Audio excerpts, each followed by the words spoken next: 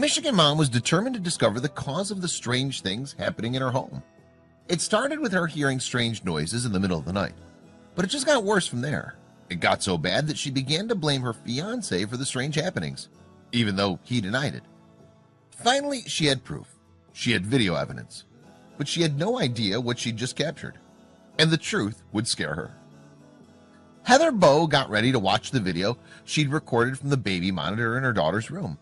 Despite what other people said, she didn't believe that her daughter was scratching herself in her sleep. She hit play and began to watch, convinced that she would catch her boyfriend, Joshua, in the act. Her hair stood on end when she saw the figure in the video. Josh had been telling the truth. It was something else.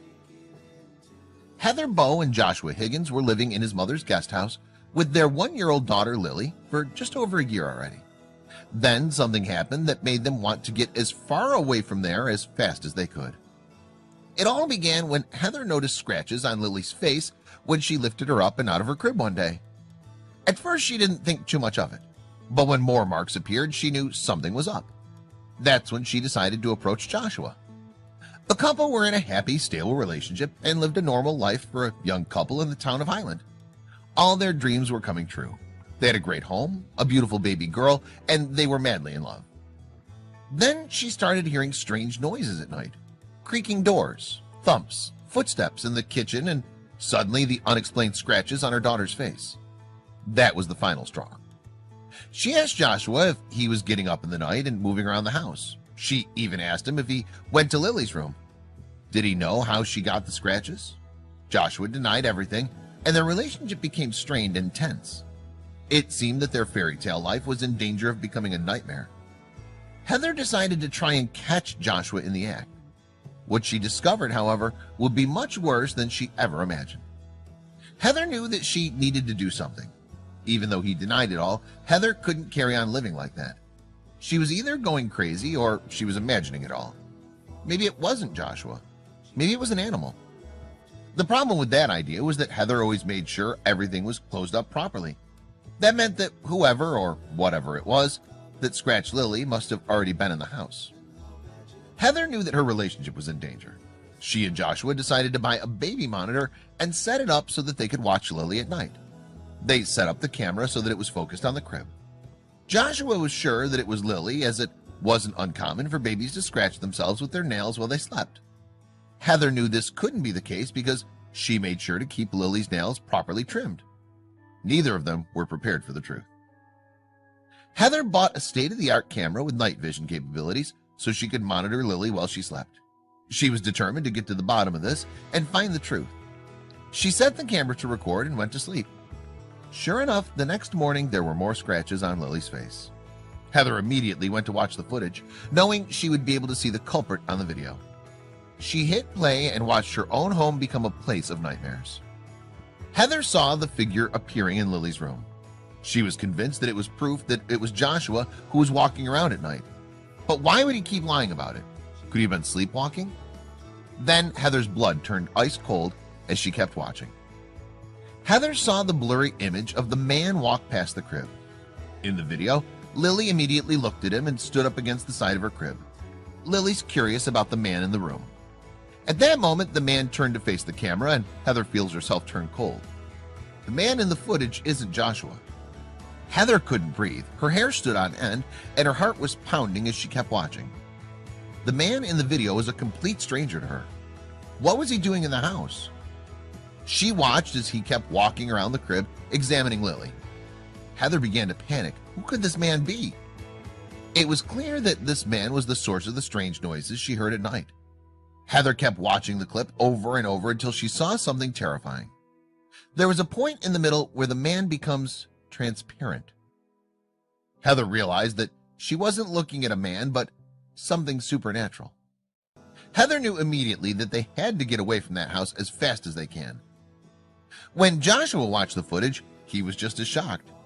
It was chilling. It was literally a chill down your spine, like that what if factor. Is this what I just saw? He said.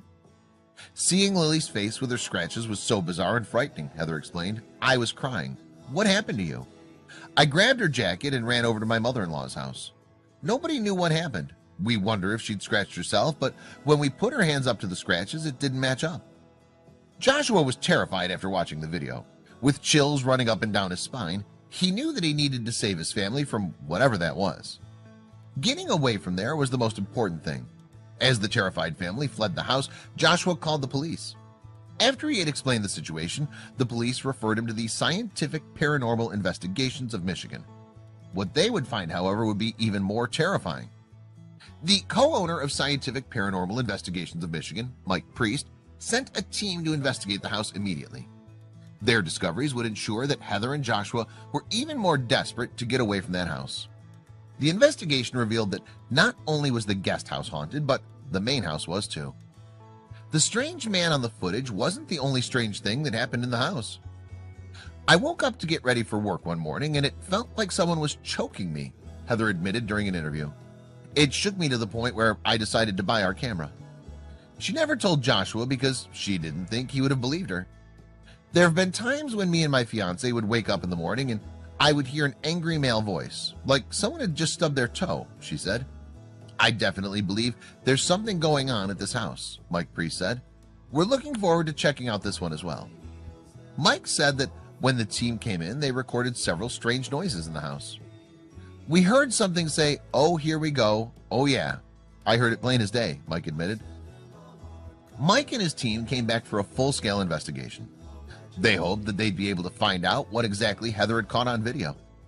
They were going to try and replicate the recording, which would prove it's real, or find some logical explanation for what she captured. Chris, Joshua's mother, had owned the house for 11 years and thought she might be able to explain who was responsible for the haunting. I was told when we bought the houses 11 years ago, the lady who owned the property died in the main house, Chris explained. It's an old farmhouse, and according to her niece, she fell down the stairs, broke her hips, and laid there for a very long time before she passed away. She said that the guest house was built for the lady's brother, who was schizophrenic. However, Joshua's dad, Jim, offered a different theory. Jim thinks that the mysterious figure is a previous tenant of the guest house. The gentleman that lived here originally jumped out this window, which is one story down, he told WXYZ TV in Detroit. While they might not be any closer to finding out who the mysterious figure is, Heather and Joshua knew what they have to do. It scares us that it could do something else, Heather said. It's not physically just going after her. It feels like it's going after myself too. This has made us want to leave as soon as possible. As soon as possible, we're out of here. This is a spirit. I don't know what its intentions are, but at this point it's becoming physically harmful. Although the video released by Heather and Joshua on social media has become a viral sensation overnight, it's chilled many viewers to the bone. There are also some skeptics. Some people don't believe that the figure in the video is an apparition at all, and say that what was captured on film is far more likely to have a very simple explanation. Kenny Biddle of the Skeptical Inquirer wrote, "There's something else I noticed right away. The ghost was casting a shadow. 2, actually. This tells me the figure is a solid physical object able to reflect light. In the first milliseconds of the video, as the figure is moving to the left, you can see its shadow move across the ceiling right by the ceiling fan." He continues, "I would surmise either Heather and or Joshua had been watching television and had reason to get up out of bed, perhaps go down to the kitchen for a drink and food and to visit the bathroom, paused the video and walked across the room, not realize they were being recorded. At a later unspecified time, they reviewed the footage and, due to a lack of understanding of video cameras, concluded the distorted figure was a ghost." But how does it explain the scratches on Lily's face? Aside from the technical issues, it's not uncommon for babies to scratch themselves. We know from her statements that Heather discovered the scratches after waking the baby up from a nap, Kenny wrote, but there's nothing to rule out the possibility Lily scratched herself while sleeping. After digging a little deeper into the story, Kenny discovered something interesting. "I'm not sure exactly what the motivation behind these claims is, but I do have my suspicions," he wrote. "I went to Heather Bro's Facebook page earlier today and noticed that she posted her first public post since November of 2018. It was a link to a GoFundMe account she'd created that day, March 26, 2019, with a goal of $5,000. She was asking for this amount to help her move out of the guest house, citing her daughter's safety from all the paranormal activity as the main reason for the fundraising. Then Kenny reached out to Heather directly with a Facebook message.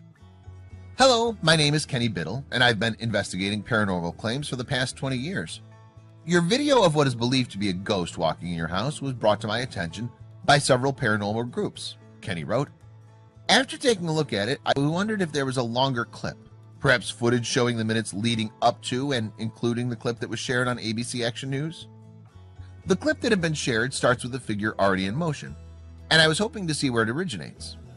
I noticed the TV was on, so being able to confirm it wasn't someone living watching TV and perhaps got up to get something would be beneficial. I'm not saying this was a hoax, I'm just trying to get as much information as possible to understand what the video is showing. I appreciate your time in reading this. I hope to hear back from you. Have a good day. Kenny says that he's still waiting for Heather's response.